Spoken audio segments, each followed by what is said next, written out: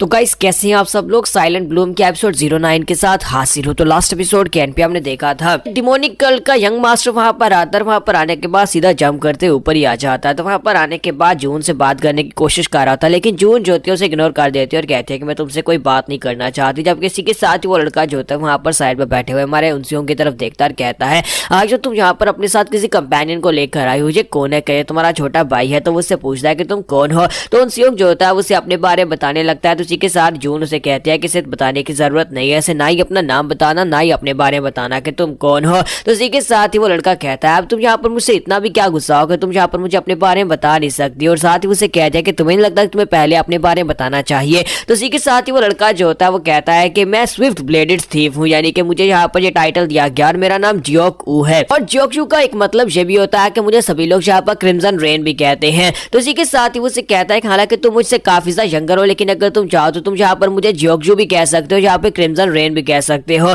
तुम्हारा उनसियोंग जो होता है वो कहता है कि तुमने तो यहाँ पर मुझे काफी ज्यादा एम्बैरेस्ड कर दिया ये सब कुछ बताकर। हालांकि मेरे पास यहाँ पर कोई भी ऑफिशियल टाइटल नहीं है, लेकिन मेरा नाम उनसियोंग कैंग है। तो ये बात सुनने के बाद वो कहता है कि ये लड़का तो काफी ज्यादा अच्छा गुड लुकिंग है, लेकिन इसकी हालत देखो, लगता है कि किसी ने यहाँ पर इसके ऊपर कोई स्पेशल टेक्निक को यूज किया जिसकी वजह से इसकी बॉडी खराब होती जा रही है। इसकी हालत काफी ज्यादा खराब है। और साथ ही उसके हाथ की तरफ देखता है कि उसके हाथ के अंदर से यूनिटी एनर्जी निकल रही होती है जो कि डिमोनिक एनर्जी होती है। तो वो कहता है कि इसके हाथ के अंदर से ये डिमोनिक एनर्जी क्यों निकल रही है, कहीं ऐसा तो नहीं है कि इसके ऊपर यूनिटी टेक्निक को यूज किया गया है। तो इसी के साथ ही यहाँ पर से नेक्स्ट सीन जो होता है हमें दिखाते हैं उस जगह का जहाँ पर उयोंग होता है। तो उयोंग के क्लैन के बाकी के सभी मेंबर्स मर चुके होते हैं और वो भी बेचारा बुरी हालत में होता है, क्योंकि वही बुड्ढा मास्टर जो कि उस दिन वहां पर स्वर्ड गार्ड के ऊपर जाकर पहले अटैक कर रहा था वो इसके पास आता है और आकर इसके ऊपर भी अटैक कर रहा था। वो उसके साथियों को मारने के बाद उसके ऊपर अटैक करता है और कहता है, अब यहाँ पर कोई भी डार्क बटरफ्लाई क्लैन का मेंबर जिंदा नहीं बचा तुम्हारे अलावा, मैंने बाकी सभी को मार दिया है। तो क्या तुम भी यहाँ पर मरना चाहते हो? यहाँ पर तुम मुझे बताओगे कि वो स्क्रिप्चर कहाँ पर है। अगर तुमने वो स्क्रिप्चर उसके पास चोरी किया तो फिर जल्दी से बताओ कि वो स्क्रिप्चर कहाँ पर है। मैं यहाँ पर सिर्फ और सिर्फ स्क्रिप्चर लेने के लिए आया हूँ और मैं यहाँ पर और तुम्हें यहाँ पर जिंदा छोड़ सकता हूँ अगर तुम स्क्रिप्चर मुझे दे देते हो। तो इसी के साथ ही उयंग सोच रहा था कि कमीना कहेगा इसने यहाँ पर हमारी बैकअप यूनिट और हमारे जितने भी डार्क बटरफ्लाई क्लैन के लोग थे उन सभी को मार डाला है। तो वो उसे कहता है कि मैं तुम्हारा कोई गुलाम नहीं हूँ, ना ही तुम्हारा कोई अंडरलिंग हो जो यहाँ पर तुम्हारे सवाल का जवाब दूंगा। तो किसी के साथ ही वो मास्टर जो होता है उसे कहता है कि तुम तो कुछ ज्यादा बेकार निकले। क्या तुम्हें वाकई में लगता है कि तुम्हारे जैसे बेवकूफों को मैं यहाँ पर अपना अंडरलिंग्स बनाऊंगा? यहाँ तुम्हारी कोई औकात नहीं है कि तुम यहाँ पर मेरे साथ काम कर सको। तुम यहाँ पर अपने आप को मेरे सेम लेवल के बराबर तो बिल्कुल भी समझने की गलती मत करना। तो यंग जो होता है वहां पर काफी ज्यादा हैरान होता है, फिर साथ ही वहां पर सोच रहा होता है कि ये कमीना यहाँ पर इतनी आसानी से मुझे बिल्कुल भी नहीं छोड़ने वाला। ये कमीना है, ये बहुत ही कमीना इंसान और इसे यहाँ पर वो चाहिए होगा, इसी वजह से वो यहाँ पर मेरे पास आया है। लेकिन मेरे पास वो स्क्रिप्चर है नहीं और इसने यहाँ पर मेरे सभी साथियों को मार भी दिया। और इसी के साथ साइड के ऊपर से एक लड़का जो होता है वो हिल रहा होता है, यानी वो अभी तक जिंदा होता है। तो इसी के साथ ही वो बुड्ढा एल्डर जो होता है उसकी तरफ जाता है, जाकर उसको गले से पकड़ता है और कहता है, अच्छा तो तुम अभी तक यहाँ पर जिंदा हो? तो वो इनका चीफ होता है। तो यंग चलाकर उसे कहता है कि नहीं नहीं चीफ को मत मारना, इसको जिंदा छोड़ दो। तो वो उसे कहता है कि तुम्हारा आखिरी चांस है, अगर तुम अभी भी यहाँ पर मेरे पास स्क्रिप्चर लेकर नहीं आए तो फिर यहाँ पर तुम्हारा डार्क बटरफ्लाई क्लैन हमेशा के लिए खत्म हो जाएगा, जो कि वैसे ही यहाँ पर खत्म हो चुका है क्योंकि तुम यहाँ पर इसके आखिरी बचे हुए मेंबर हो। और अगर मैंने तुम्हें भी यहाँ पर मार दिया तो फिर यहाँ पर ये डार्क बटरफ्लाई क्लैन खत्म हो जाएगा। इसी के साथ उसका चीफ जो होता है वहां पर सेकंड डिसाइपल कहता है, फिर साथ ही वो कहता है कि मेरी मदद करो। फिर साथ ही वहां पर दिखाता है कि एल्डर जो होता है उसे मार डालते हैं। तो एल्डर जैसे ही वहां पर चीफ को मारता है ओयंग चलाकर कहता है, कमीने कहीं कि ये तुमने क्या कर दिया, मैं तुम्हें बिल्कुल भी नहीं छोड़ूंगा। जबकि एल्डर उसे कहता है कि अब जल्दी से जाओ, जाकर मेरे लिए स्क्रिप्चर को ढूंढ कर लाओ। अगर तुम स्क्रिप्चर को ढूंढ कर नहीं ला पाए तो फिर मैं तुम्हें ढूंढ निकालूंगा और उसके बाद मैं तुम्हें मार डालूंगा। अगर तुम यहाँ पर अपने डार्क बटरफ्लाई क्लैन को जिंदा रखना चाहते हो या फिर आगे दोबारा से अपना डार्क बटरफ्लाई क्लैन बनाना चाहते हो तो फिर मैं यहाँ पर तुम्हें जिंदा छोड़ दूंगा। तो इसी के साथ ही ओयंग जो होता है वो काफी ज्यादा गुस्सा हो जाता है। जब एल्डर वहां पर चला जाता है वो जोरदार चीख मारता और कहता है, कमीने मैं तुम्हें भी नहीं छोड़ूंगा और तुमसे भी अपना बदला जरूर लूंगा। फिर साथ ही वो कहता है कि अब मुझे जाकर जल्दी से जल्दी उस लड़के उनसियोंग को ढूंढना होगा, उस सेकंड डिसाइपल उस बच्चे को ढूंढना होगा और उस बच्चे ने जिसने यहाँ पर सारे के सारी स्क्रिप्चर को अपने दिमाग में सेव रखा हुआ है, उसे याद किया हुआ है, मैं उसे ढूंढ निकालूंगा और उसके बाद से मार डालूंगा। जबकि हमारे उनसियोंग को इस सब के बारे में कुछ पता भी नहीं होता और वो बड़ा खुश होता है वहां पर अपने नए ब्रदर जियोक ऊ के साथ बैठा वहां पर हंस रहा होता है।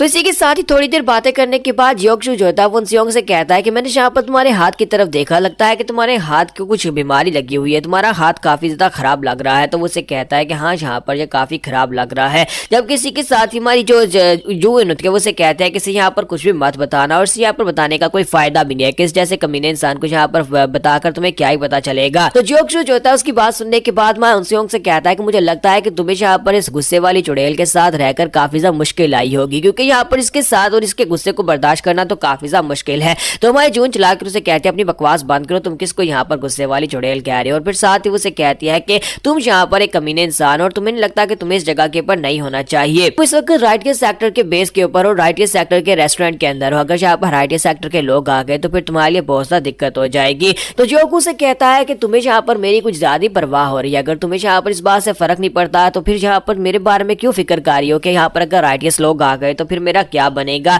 तो वो दोनों वहां पर एक दूसरे को घूर घूर कर देखना शुरू कर देते हैं, जबकि हमारा जो उन सियोंग होता है वो सोच रहा होता है कि ये बंदा हालांकि बाहर से दिखने में काफी ज्यादा ब्रूट टाइप का दिखाई देता है, लेकिन अंदर से तो काफी ज्यादा अच्छा इंसान है, बिल्कुल मेरे बड़े ब्रदर हियोन के जैसा है।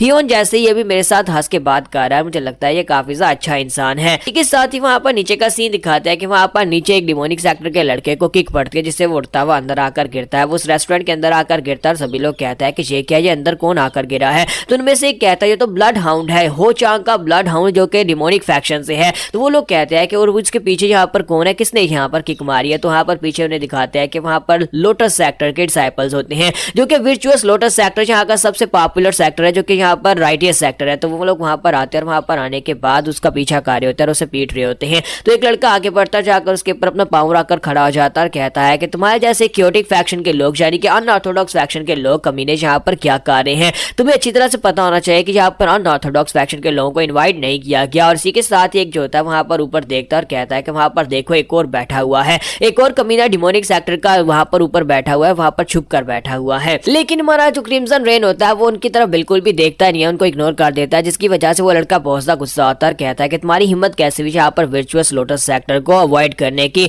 मैं यहाँ पर तुम्हें नहीं छोड़ूंगा। और अपनी तलवार निकाल आता है, जबकि उसका सीनियर ब्रदर उसे रोक देता है और कहता है कि जरा रुक जाओ। और इसी के साथ ही वो आगे बढ़ता और कहता है कि मैं 5th जनरेशन का डिसाइपल हूँ वर्चुअल लोटस सेक्टर से, मेरा नाम ह्योंग जिन बेक है। तब मैं वहां पर सेकंड फ्लोर के ऊपर बैठे हुए तीनों लोगों के नाम जान सकता हूं, तो क्या तुम यहाँ पर अपने नाम बताओगे। तो मान सिंह जब वहां पर अपना नाम बताने लगता है तो मैं जून वहां पर अपना सर हिलाते हैं और कहते हैं कि नहीं, उसे अपने नाम मत बताना। तो हमारा जो उनसियोंग होता है वो भी वहीं पर शांत हो जाता है, जबकि इसी के साथ ही जोकू जो होता है उठता है और कहता है कि लगता है कि हमें यहाँ पर नीचे जाना पड़ेगा, लगता है कि मुझे खुद जाकर इस मसले को हैंडल करना पड़ेगा। और इसी के साथ ही वहां पर से जंप करते हुए नीचे उतर आता है। वहां पर आने के बाद उसे कहता है कि मेरा नाम जोकू है, लोग मुझे यहाँ पर स्विफ्ट ब्लेडेड थीफ भी कहते हैं, यहाँ पे मुझे क्रिम्सन रेन भी कहते हैं। और मुझे नहीं लगता कि शायद तुम्हें यहाँ पर इस बारे में पता नहीं होगा, क्योंकि तुमने मेरा नाम पहले सुन रखा होगा।